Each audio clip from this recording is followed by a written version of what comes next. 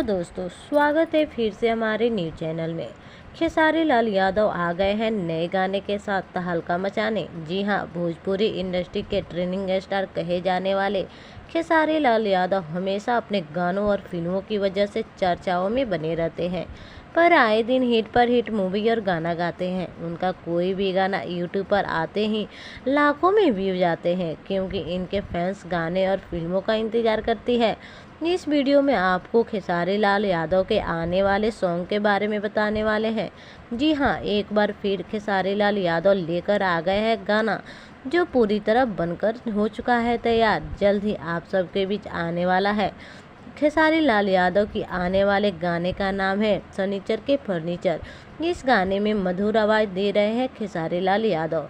इस गाने के गीत लिखे हैं भोजपुरी के बहुत ही जाने माने गीतकार विक्की विकास, और इस गाने में म्यूजिक दे रहे हैं भोजपुरी इंडस्ट्री के बहुत ही popular music director Priyanshu Singh. ये गाना बहुत ही जल्द आप सबके बीच आने वाला है, तो आप सब खेसारी लाल यादव का ये गाना जरूर देखिए और प्यार और आशीर्वाद दें।